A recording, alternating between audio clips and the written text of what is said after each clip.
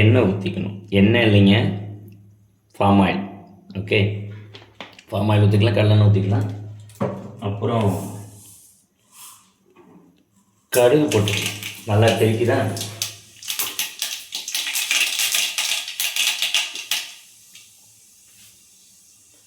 அப்புறம் கருவேப்பிலை போட்டுக்கணும். அப்புறம் கொஞ்சோண்டு பச்சை மிளகாய்,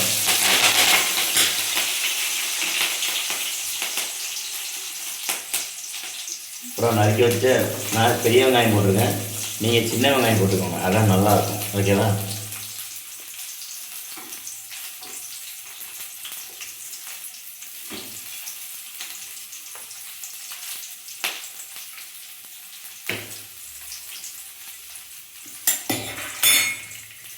ஸோ நல்லா வதக்குங்க. அப்படி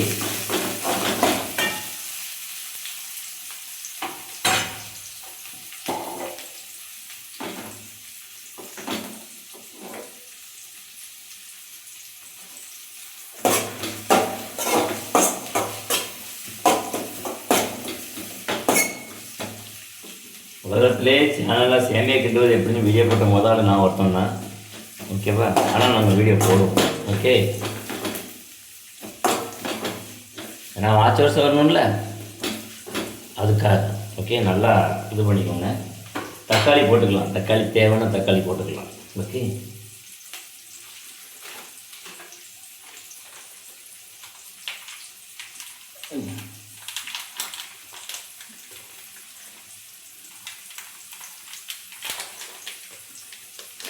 இது என்னென்னா தெரியும் உங்களுக்கு, பாயாசத்துக்கு போடக்கூடிய கிஸ்மிஸ் பழம்னு சொல்லுவாங்க. ஸோ இது கொஞ்சம் போட்டிங்கன்னா கொஞ்சம் நல்லாயிருக்கும்.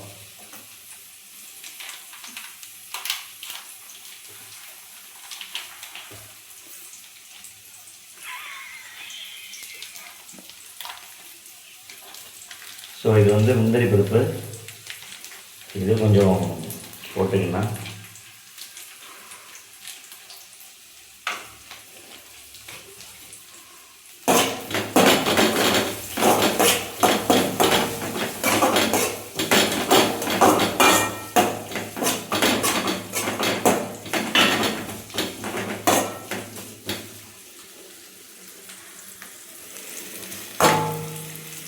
நல்லா கிண்டிக்கணும்.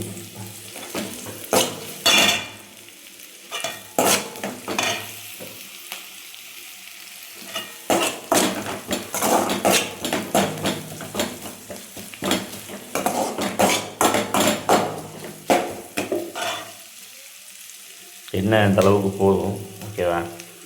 எண்ணெய் நீங்கள் தேவைன்னா ஊற்றிக்கலாம்.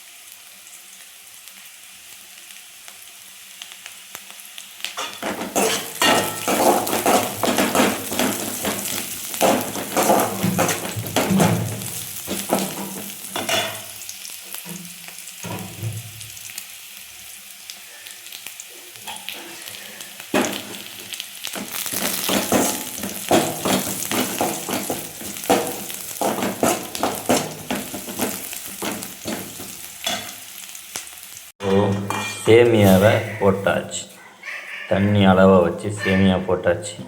ஓகே, சேமியா நல்லா கொதிக்கிற வரைக்கும் தண்ணி அதிகமாகும்.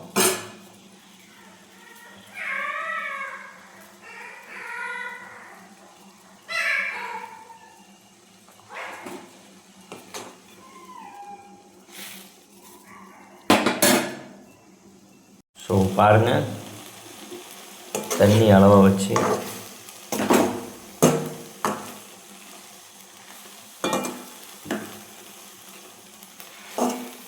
அதாவது இது 100 கிராம் பாக்கெட்டு தான். தண்ணி கொஞ்சம் கம்மியாக வைக்கணும். ரொம்ப வச்சோம்னா குழஞ்சிரும், அதாவது ரொம்ப இதாகிடும்.